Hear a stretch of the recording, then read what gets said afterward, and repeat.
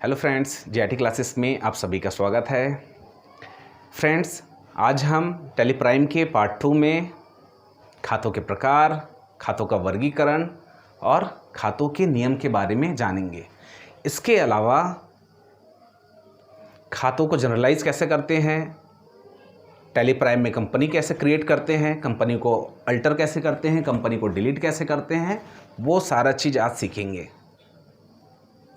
Friends, अगर आपने हमारे YouTube चैनल को अभी तक सब्सक्राइब नहीं किया है तो फटाफट सब्सक्राइब करिए और नए वीडियो के नोटिफिकेशन के लिए बेल आइकन को ज़रूर प्रेस करिए। फ्रेंड्स, टैली प्राइम सीखने से पहले कुछ बेसिक जान लेते हैं अकाउंटिंग से संबंधित। जैसे सपोज़ मैं यहाँ पे लिख देता हूँ कि अकाउंट। तो अकाउंट क्या होता है, सबसे पहले तो ये जान लेते हैं। इसके भी अलग अलग डेफिनेशन मिल सकते हैं अलग अलग बुक में आपको, लेकिन सामान्य बोलचाल में हम क्या बोल सकते हैं कि अकाउंट जनरल लेजर में एक रिकॉर्ड है जिसमें डे टू डे प्रतिदिन हम जो भी लेन देन करते हैं उस राशि को हम डेबिट और क्रेडिट के रूप में स्टोर करते हैं या लिखते हैं। That is called account. आप अकाउंट बोल सकते हो। ऐसा समझ में? एक बार और रिपीट कर देता हूँ।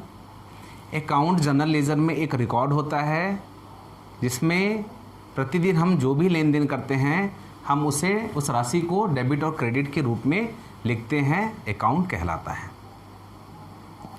चलिए, इसके बाद में फिर हम अकाउंटिंग के बारे में बात करते हैं।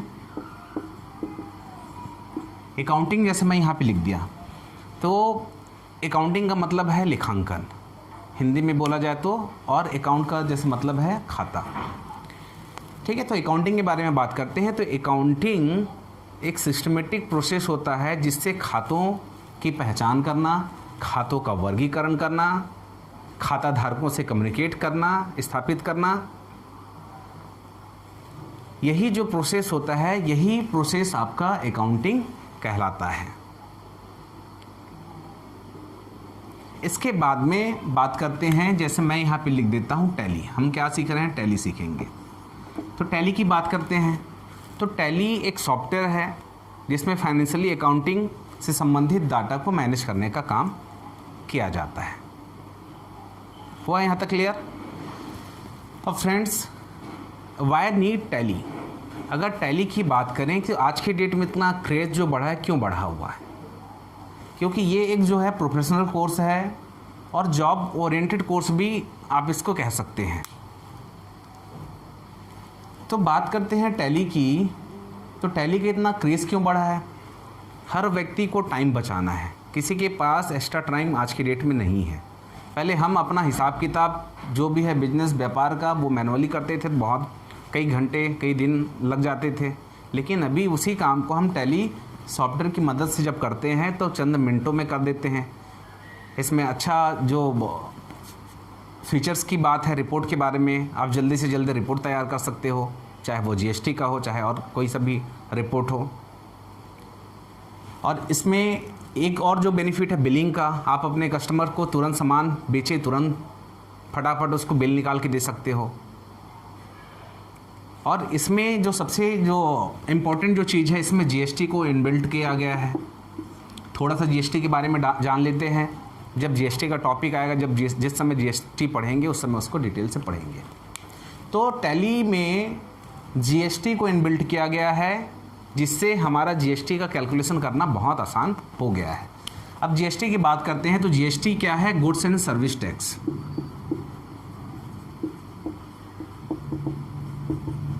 इसको हिंदी में अगर बोला जाए तो वस्तु एवं सेवा कर बोला जाता है। ठीक है, तो अब इसके जीएसटी के बारे में भी आपको सामान्य जानकारी होना चाहिए। जैसे जीएसटी को भारत में कब लागू किया गया था? तो जीएसटी को भारत में लागू किया गया था 1 जुलाई 2017 को। एक देश एक कर के आधार पर जीएसटी को पूरे भारत में लागू किया गया था। है क्लियर यहाँ तक? इसके लिए संविधान संशोधन किया गया था, 101वां संविधान संशोधन किया गया था जीएसटी के लिए। बहुत सारे पहले टैक्स लगते थे, उन सब टैक्स को ख़त्म किया गया और एक कर बनाया गया है जिसको एकीकृत कर कहा जाता है। ठीक है, सिंगल जीएसटी। फ्रेंड्स, ये तो हो गया, समझ में आ गया। जीएसटी को 1 जुलाई 2017 को पूरे देश में एक देश एक कर के आधार पर लागू किया गया था। इसके बाद में आपको एक चीज़ और पता होना चाहिए, जैसे मैं बोल दूं कि जीएसटी किस प्रकार का टैक्स है, तो जीएसटी जो है इनडायरेक्ट टैक्स है। इनडायरेक्ट टैक्स का मतलब होता है अप्रत्यक्ष कर। जब जीएसटी के बारे में जब क्लास पढ़ेंगे तो उस समय हम उसको डिटेल से देखेंगे कि भाई प्रत्यक्ष कर क्या होता है और आपका अप्रत्यक्ष कर क्या होता है। इतना हो गया क्लियर। अभी केवल हमको टैली सीखने से पहले जो चीज़ बेसिक चीज़ों के बारे में जान लेते हैं, जितना ज़रूरी है उतना, पूरा डिटेल हमको अकाउंट नहीं पढ़ना है, हमको टैली प्राइम सीखने के पर्पज़ से ही पढ़ना है। इसके अलावा बहुत सारे अकाउंटिंग से टर्म्स आते हैं, जैसे बिजनेस क्या है, ट्रेड क्या है, गुड्स क्या होता है, स्टॉक क्या होता है, सैंडी क्रेडिटर क्या होता है, सैंडी डेब्टर क्या होता है, प्रॉफिट क्या होता है, लॉस क्या होता है, ग्रॉस प्रॉफिट क्या होता है, लायबिलिटीज़ क्या होता है। सो फ्रेंड्स, इन सब को बताऊंगा तो वीडियो काफ़ी लंबा बन जाएगा, तो मैं डिस्क्रिप्शन में एक लिंक दे दूंगा अपने वेबसाइट का, उस वेबसाइट में जाकर आप उसको डिटेल से पढ़ सकते हो। चलिए, इसके बाद में हम जानते हैं टाइप्स ऑफ अकाउंट। अकाउंट कितने प्रकार के होते हैं? अकाउंट 3 प्रकार के होते हैं। कौन कौन से अकाउंट है वो देखते हैं। एक जो होता है आपका पर्सनल अकाउंट,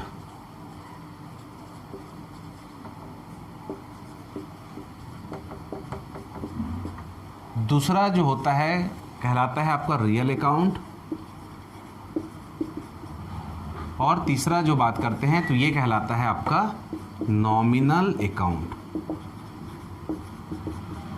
है यहाँ तक क्लियर हुआ? अब देखिए, पर्सनल अकाउंट जो होता है ये कहलाता है आपका व्यक्तिगत खाता, और रियल अकाउंट जो कहलाता है ये कहलाता है आपका वास्तविक खाते। और नॉमिनल अकाउंट की बात करें तो ये जो अकाउंट कहलाता है अवास्तविक खाते, या हम इसको बोलते हैं नाम मात्र के खाते। फ्रेंड्स, सबसे पहले तो जान लेते हैं कि भाई पर्सनल अकाउंट क्या होता है। तो पर्सनल अकाउंट जो होता है, यह अकाउंट किसी व्यक्ति, फर्म, संस्था के नाम से हो सकता है। इस टाइप का अकाउंट वो पर्सनल अकाउंट कहलाता है। रियल अकाउंट की बात करें तो रियल अकाउंट गुड्स और एसेट से संबंधित होता है, आपको ये पता होना चाहिए। इसके बाद नॉमिनल अकाउंट की बात करते हैं, तो नॉमिनल अकाउंट जो है लाभ हानि, आय व्यय से संबंधित होता है। क्लियर है यहाँ तक? इसके बाद में चलिए, इसके बाद में देखते हैं खातों का वर्गीकरण, कि किस किस अकाउंट के अंतर्गत कौन कौन से खाते को रखा गया है, इसको समझते हैं। अब देखिए, पर्सनल अकाउंट की बात करें तो पर्सनल अकाउंट को मैं बोला था किसी व्यक्ति के नाम से, किसी फर्म या संस्था के नाम से हो सकता है। क्लियर है? तो देखिए, यहाँ पे जैसे मैं लिख दूँ, जैसे राम का अकाउंट यहाँ पे लिख देता हूँ, तो ये क्या हो गया? एक व्यक्ति हो गया। यहीं पे मैं लिख देता हूँ जैसे श्याम ट्रेडर्स, श्याम ट्रेडर्स का अकाउंट, ठीक है, तो ये एक फर्म हो गया। एक यहीं पे मैं लिख देता हूँ जैसे बैंक का अकाउंट, कोई भी बैंक हो, ठीक है, तो ये क्या हो गया? एक संस्था हो गया, ठीक है। या इसके अलावा मैं किसी यूनिवर्सिटी का नाम लिख दूं तो वो भी एक संस्था हो जाएगा, ठीक है।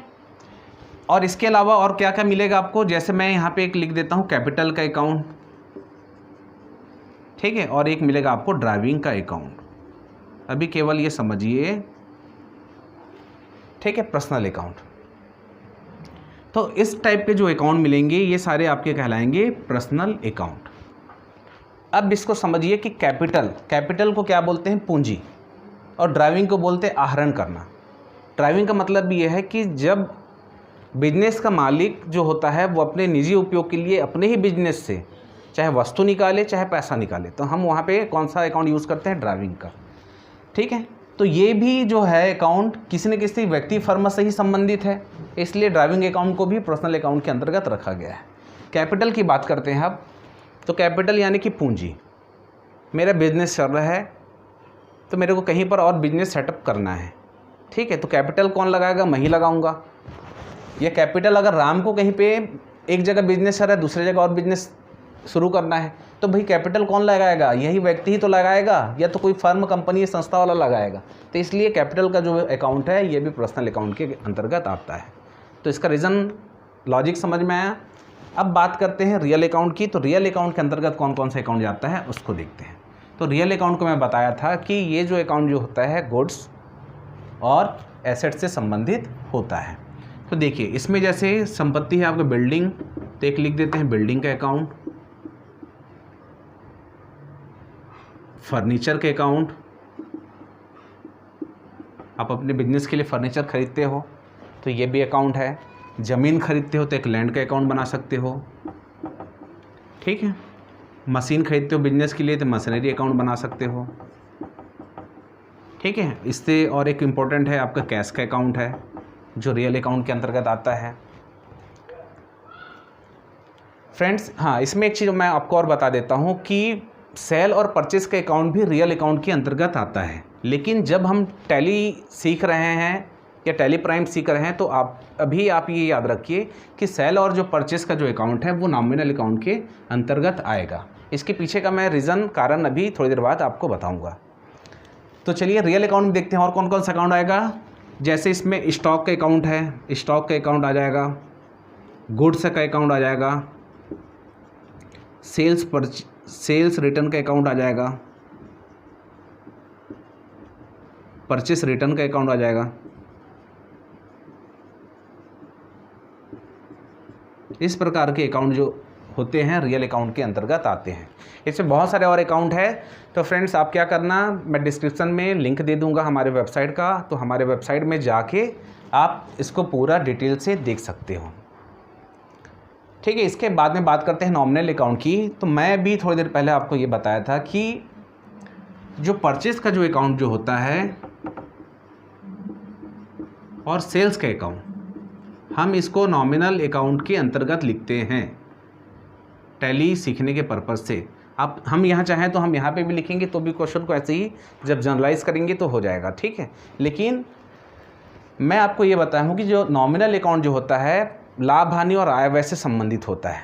तो मैं क्या लिखा यहाँ पे, परचेस अकाउंट। तो परचेस का मतलब क्या होता है, खरीदना। खरीदना मतलब खर्चा। यहाँ तक है, क्लियर हुआ। खर्चा मतलब भाई खर्चा, तो खर्चा वाला जो अकाउंट हमारा ये है नॉमिनल अकाउंट है, आय व्यय लाभ हानि वाला, ठीक है। तो परचेस के अकाउंट को हम क्या करते हैं, खर्चे के रूप में देखते हैं, और परचेस का अकाउंट हमेशा डेबिट होता है, आपको ये याद रखना है।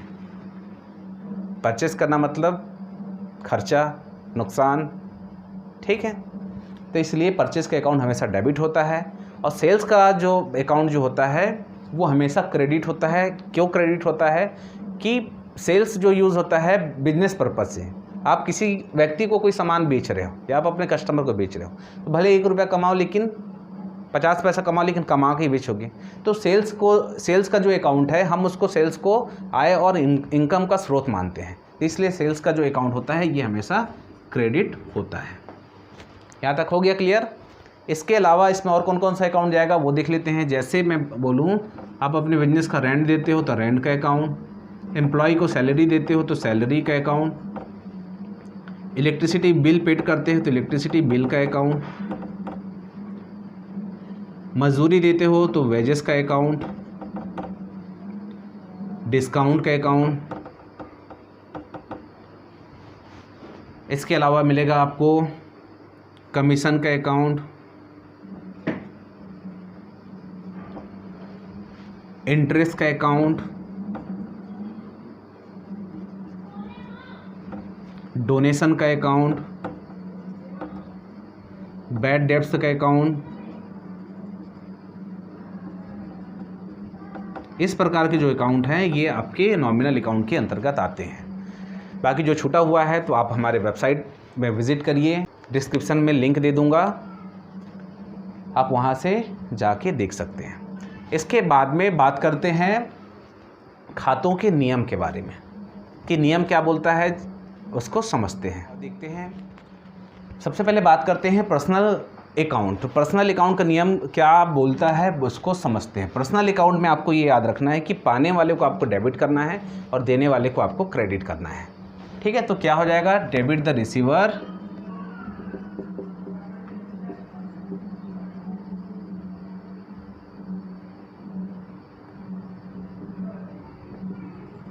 डेबिट द रिसीवर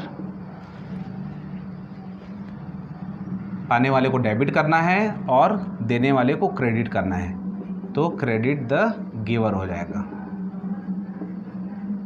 है क्लियर यहाँ तक?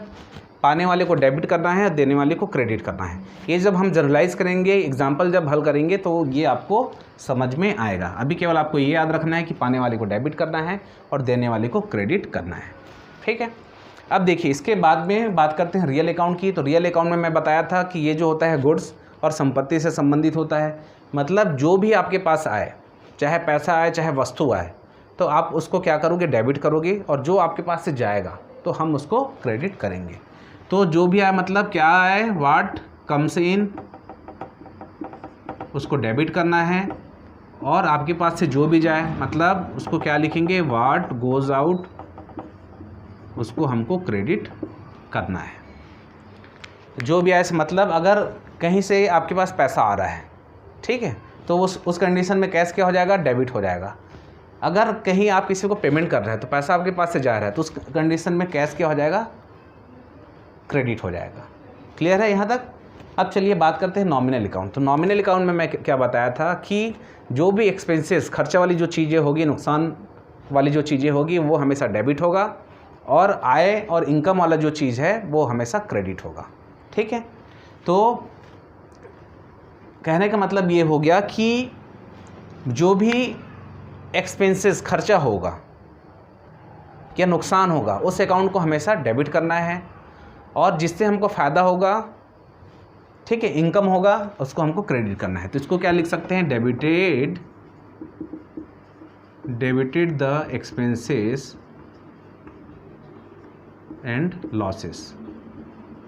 इसको डेबिट करना है, जो भी आपका खर्चा होगा, नुकसान होगा, वो डेबिट होगा वाला account.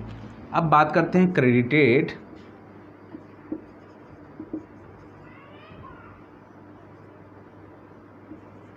Credited the profit and gain.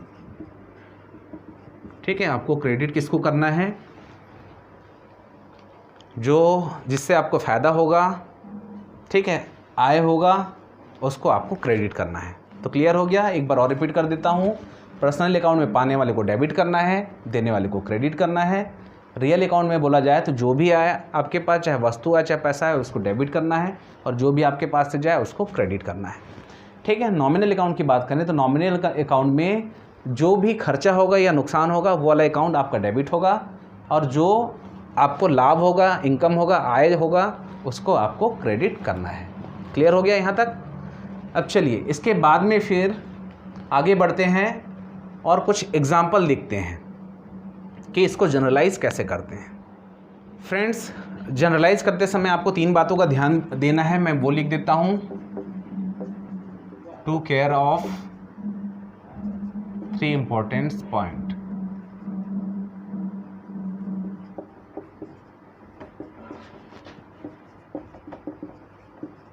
ठीक है, 3 बातों का ध्यान देना है। जैसे सपोज मैं यहाँ पे एक क्वेश्चन लिख देता हूँ कि ये goods purchase from Pooja Traders. ठीक है, तो इस क्वेश्चन में क्या समझ में आ रहा है? Goods purchase from Pooja Traders. हम पूजा ट्रेडर्स से क्या कर रहे हैं? माल खरीद रहे हैं। ठीक है, तो पूजा ट्रेडर्स से हम माल खरीद रहे हैं, तो आपको यहाँ पे क्या चीज़ समझ में आ रहा है कि 3 बातों का ध्यान देना है बोला हूँ। तो ये 3 बातें कौन कौन सी हैं ये समझते हैं। हर एक क्वेश्चन पे केवल 2 ही अकाउंट इफेक्ट होगा।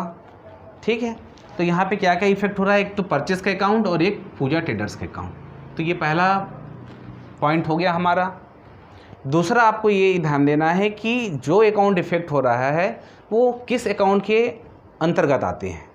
तो देखिए यहाँ पे परचेस लिखा हुआ है, तो परचेस को मैं किस अकाउंट में लिखवाया हूँ? नॉमिनल अकाउंट में। तो ये नॉमिनल अकाउंट हो गया।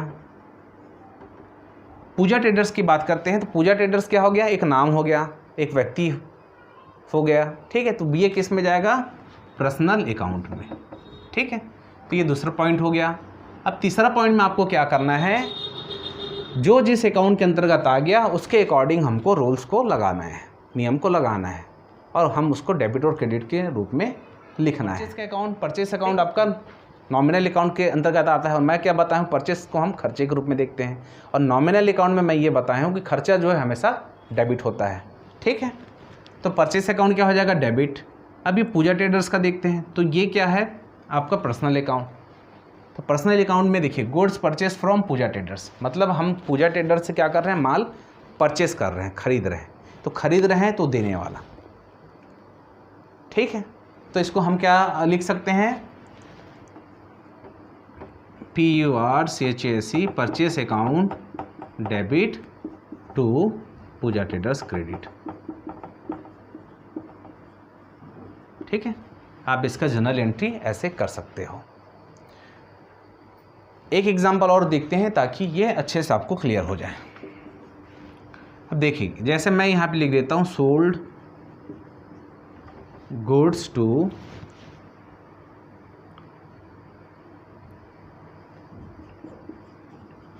नेहा इंटरप्राइजेस। ठीक है, यहाँ क्या दिख रहा है, sold goods to Neha Enterprises. तो हम क्या कर रहे हैं, माल किसको बेच रहे हैं, नेहा इंटरप्राइजेस को माल बेच रहे हैं। तो यहाँ पे तो एक अकाउंट सोल्ड के जगह में एक जो अकाउंट बनता है सेल्स का अकाउंट बनता है, सोल्ड के नाम से कोई अकाउंट नहीं बनता है, तो एक यहाँ पे बन जाएगा सेल्स का अकाउंट, और एक जो अकाउंट है आपका नेहा इंटरप्राइजेस। तो हम क्या कर रहे हैं, नेहा इंटरप्राइजेस वाले को माल बेच रहे हैं। यहाँ तक है क्लियर। तो जब ये माल जब बेच रहे हैं तो माल इसके पास जाएगा, तो ये क्या हो जाएगा उस कंडीशन में, पाने वाला, और पाने वाले को मैं क्या बोला हूँ, डेबिट करते हैं। ठीक है, और यहाँ पे सेल्स है, तो सेल्स के अकाउंट में क्या बोला हूँ, हमेशा क्रेडिट होता है। तो इसका जब जर्नल एंट्री करेंगे तो ये क्या हो जाएगा, नेहा इंटरप्राइजेस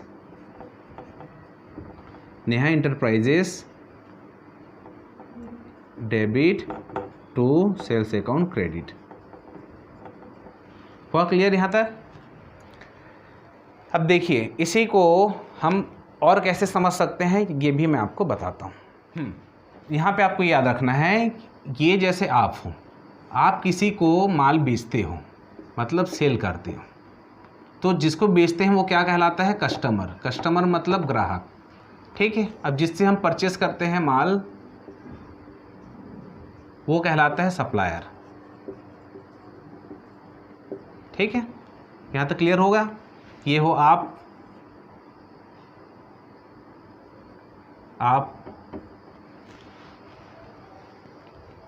है यहाँ तक। तो भाई मैं किसी को माल बेच रहा हूँ, तो माल जिसको बेचता हूँ वो क्या कहलाता है, कस्टमर। तो आपको ये याद रखना है, जो कस्टमर जो होता है, कस्टमर, ठीक है, ये हमेशा डेबिट होता है। और हम जिससे माल खरीदते हैं, खरीद के लेके आते हैं, तो वो कहलाता है हमेशा क्रेडिटर। तो ये वो क्लियर।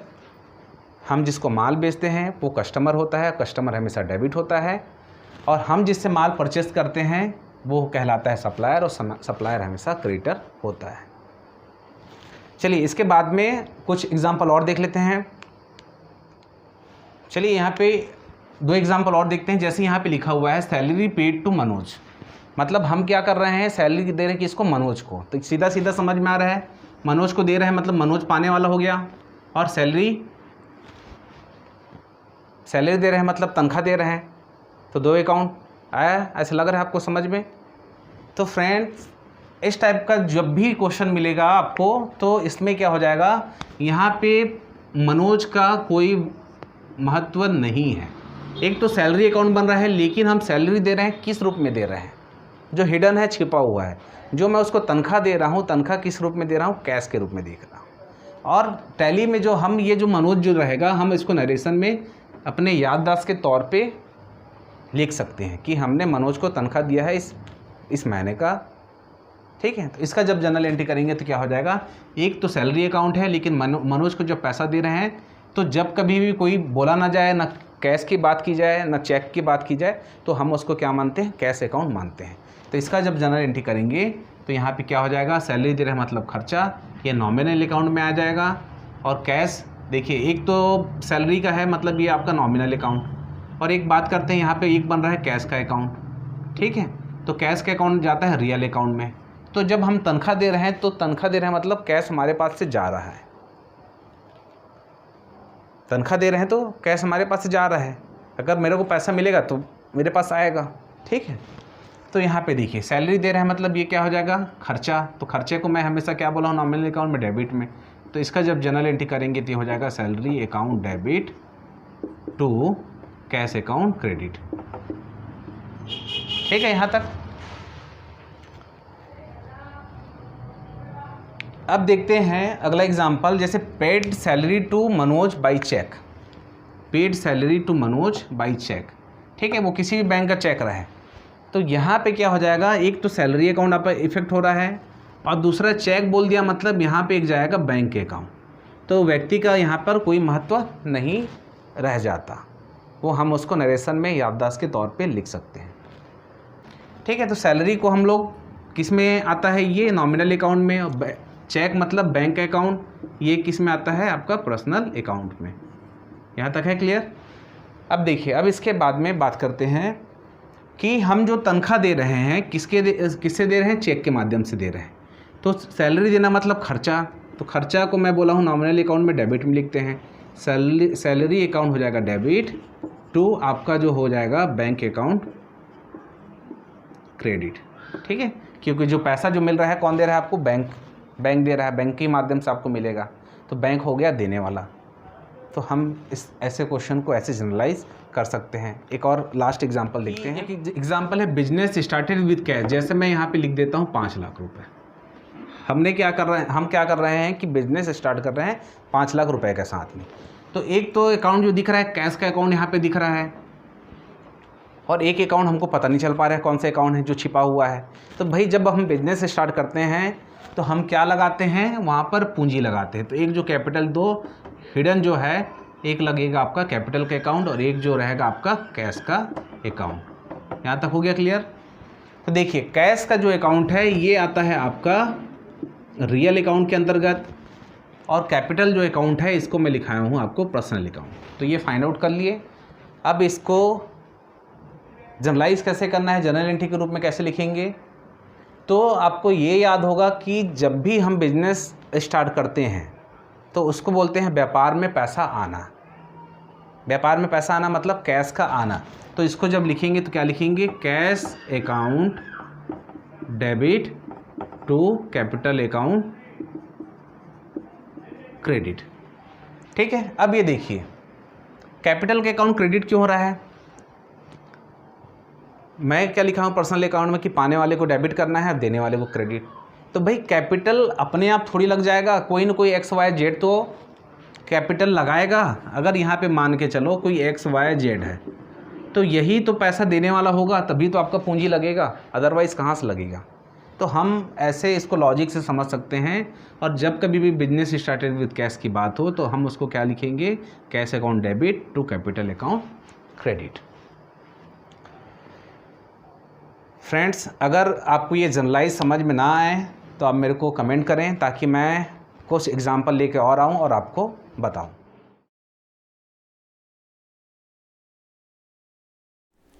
फ्रेंड्स, टेलीप्राइम को ओपन करने के लिए डेस्कटॉप पर बने टेलीप्राइम के आइकन को डबल क्लिक करिए। देन उसके बाद टेलीप्राइम हमारा ऐसे ओपन हो जाएगा।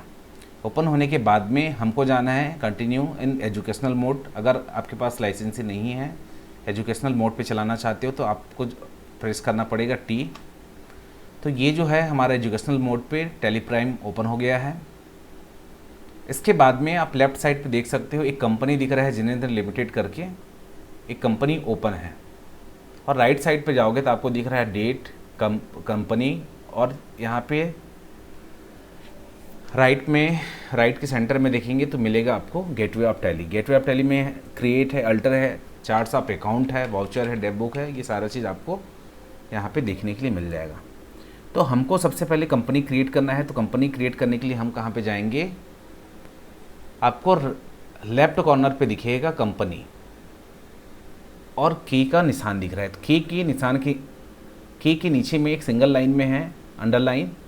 तो अंडरलाइन का मतलब है उसके लिए हम यूज़ करते हैं अल्ट के साथ की प्रेस करेंगे। तो अल्ट के साथ मैं की प्रेस कर रहा हूँ। तो देखिए ये कंपनी क्रिएट करने का मेनू खुल गया है। यहाँ पे मैं क्रिएट में जा रहा हूँ। क्रिएट में जाने के बाद में यहाँ पे जैसे मैं डाल देता हूँ त्रिलोक प्राइवेट लिमिटेड। देन आपको इंटर करना है, मेलिंग एड्रेस जो भी डालना है डाल सकते हैं, जैसे मैं डाल देता हूँ दिल्ली। इंटर करेंगे, स्टेट डाल सकते हैं,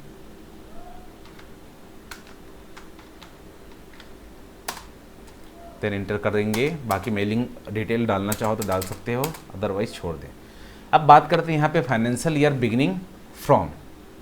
तो ये जो हमारा जो अभी फाइनेंशियल ईयर चल रहा है 2021 और 22 का चल रहा है, तो ये हमेशा एज इट इज़ रहेगा साल भर तक।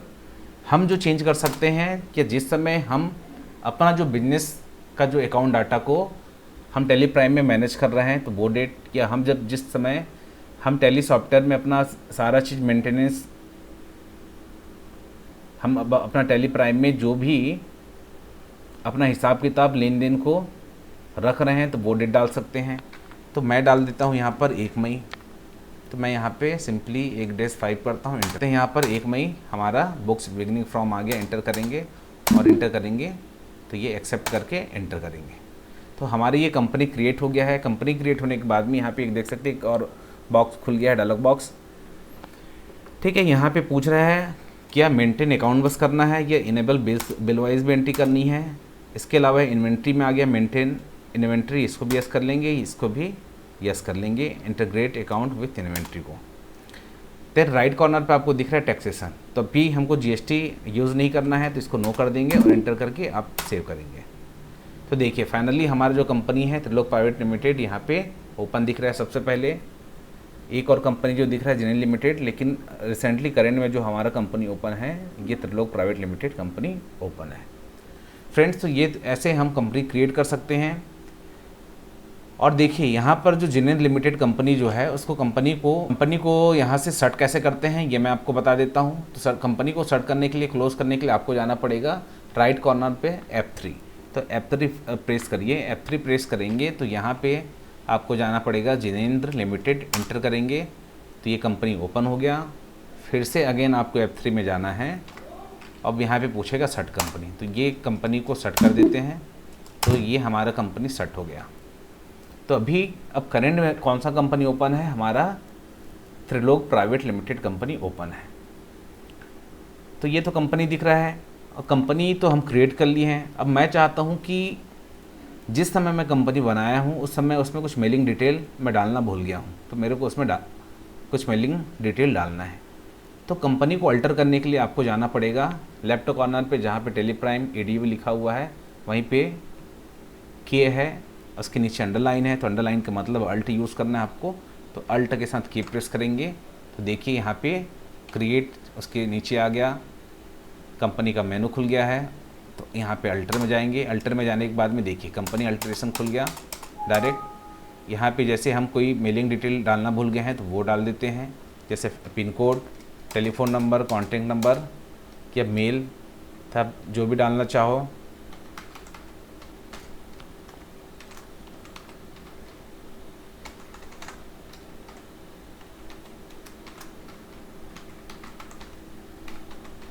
ठीक है, मैंने इतना टाइप कर दिया, इंटर करके इंटर करते जाएंगे और आपको सेव करना है। तो ये जो मेरा कंपनी है ये अल्टर हो गया है। अब फ्रेंड्स बात करते हैं कि अगर फाइनली आपको कंपनी को डिलीट ही करना है तो डिलीट करने के लिए कैसे करोगे। तो डिलीट करने के लिए भी आपको कंपनी में ही जाना है। तो फिर से मैं अगेन Alt+K प्रेस करता हूँ तो ये देखिए कंपनी हमारा ओपन हो गया। ठीक है, कंपनी का मेनू ओपन हो गया है। अब यहाँ पे जाएंगे, सर्ट में केवल क्लोज होता है, कंपनी आपका डिलीट नहीं होता है। तो मैं फिर से अगेन अल्टर में जाता हूँ। अल्टर में जाने के बाद में कहीं पर भी टैली में आपको या टैली प्राइम में कहीं पर भी डिलीट करना है, जैसे कंपनी को डिलीट करना है, लेज़र को डिलीट करना है, तो आपको यूज़ करना है अल्ट के साथ में डी। शॉर्टकट की है उसका Alt+D। जैसे मैं प्रेस करूँगा तो देखो डिलीट का ऑप्शन आ गया। तो यहाँ से मैं इसको कंपनी को डिलीट करता हूँ। तो एक बार श्योर पूछ रहा है, आर यू श्योर। फिर से अगेन हम वाई प्रेस करेंगे तो यहाँ से हमारा कंपनी डिलीट हो गया है। तो ऐसे आप कंपनी को डिलीट कर सकते हो। तो ये जो हम बनाए थे त्रिलोक प्राइवेट लिमिटेड, ये हमारा कंपनी डिलीट हो गया है। इसके पहले और जो कंपनी यहाँ पे दिख रहा है, हम किसी भी एक कंपनी को ओपन कर लेते हैं। तो आई होप आपको कंपनी कैसे क्रिएट करते हैं, कंपनी को कैसे डिलीट करते हैं और कंपनी को कैसे अल्टर करते हैं समझ में आया होगा। आई होप आपको खातों के नियम, खातों के टाइप्स और खातों का वर्गीकरण समझ में आया होगा। फ्रेंड्स, अगर आपको हमारे यूट्यूब चैनल के वीडियो पसंद आते हैं तो वीडियो को लाइक करें, कमेंट करें, शेयर करें और हमारे यूट्यूब चैनल को अभी तक सब्सक्राइब नहीं किया है तो फटाफट जाके सब्सक्राइब करिए। तो मिलते हैं अगले वीडियो में। जय हिंद, जय भारत।